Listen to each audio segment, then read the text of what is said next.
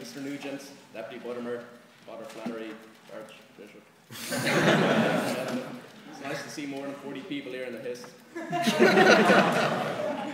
So I stand before the House this evening to argue that the Catholic Church cannot be salvaged, and it's a very strong claim, and I'm going to be approaching it from two main angles.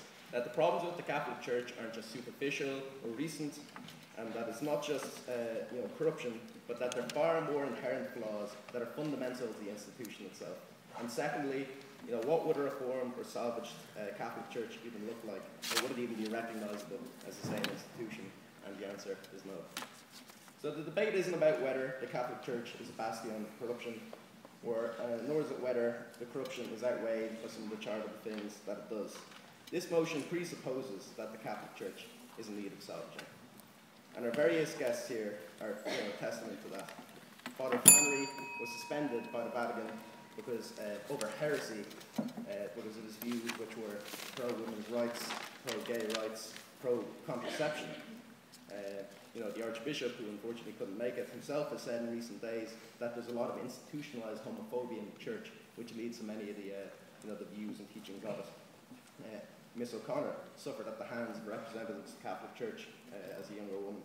Mr. Nugent is forced to spend his life, or not all of his life, but reigning for a secular republic in a country whose constitution enshrines the special place of the Church in society.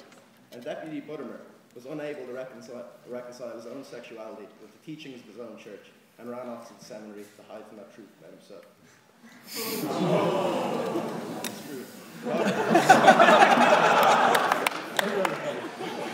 Rather, this debate is about whether it's possible for the Church to move beyond this point and reach a point where these outdated ideas aren't inflicted on people any longer. Now, the reason why the Catholic Church is not salvageable is not because they were responsible for the crusades that they were, and not because they justified slavery that he did, and not because they covered up their own mass exploitation, rape, and murder of women and children, though they continue to do so. The reason why the Catholic Church cannot be salvaged is because it is up to us to stop the Catholic Church from justifying and committing these atrocities. Stephen Fry put it brilliantly debating against Adam Whittaker. The Catholic Church defends its past actions by saying they couldn't know something was wrong because nobody else did. So what are you for? What is the point in an institution whose role it is to give moral guidance to people and to society, when it is people and society who must give the moral guidance to it? And anybody within the Church who tries to speak up against the institutionalized corruption that happens is promptly removed and silenced. It is left to reasonable people in society to show why slavery is wrong, and why women and men should be treated as equal and enjoy the same rights. And in fact, a piece of rubber can stop an embryo from being conceived, and doesn't in fact spread AIDS. It is left, for instance, to Irish society to realise that homosexuality isn't a disorder, as the Church labelled it, nor is it what Ratzinger refined it to, a moral evil. Long after society has moved on, the Catholic Church continues to embrace these outdated views, and only when they risk alienating whatever membership they have left do they begin to alter their own outlook. So in recent years, the popularity of the Catholic Church has been at an all-time low. And what does an organisation do when their popularity is low and they've been through some scandal? They wheel out the PR man who says nice things and smiles, and everybody believes him that everything is okay, even when it's not. And that's what the Catholic Church did. They wheeled out Bergoglio, Pope Francis, and he smiles, and he smiles, and he beats the devil. He makes broad remarks supposedly in favour of the equality of women and gays and the liberation of the poor, yet nothing gets changed. Homosexuality is still a moral evil. Women still cannot be priests, and sub-Saharan Africans still live in outrageous poverty, while the priests and bishops of their church live together in the largest palace ever constructed in the Vatican City. And to top it all off, Father Beto from Brazil gets expelled from the Catholic Church for making remarks in support of LGBT people.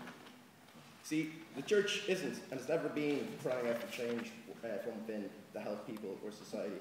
The Church has always been hanging on to the relics of its own horrendous history, and only lets go when society steps in and tears them away. The Church only changes when people demand that it changed, and that is the opposite to the intended function of any organized religion.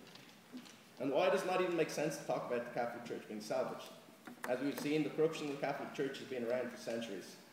Martin Luther, who wasn't too nice a man himself, was appalled by the corruption of his own church. He was appalled by the selling of indulgences. He was appalled by nepotism and absenteeism, and he was appalled by financial and political corruption. In fact, he was appalled by about 95 different things overall. Today, the Lutheran Church still stands, although mainly just the nice ones, and a multitude of other churches do too. And even if, for the sake of argument, the Catholic Church could reform itself, and it could be, I'll take it in a minute, it could be genuinely reformed, what would this institution even look like? What would be the advantage of the Catholic Church over, say, the Presbyterians who have had divorce and women priests since 1805, or the Unitarians or Quakers who promote free thinking and a fair exchange of ideas over the teaching of dogma by ministers?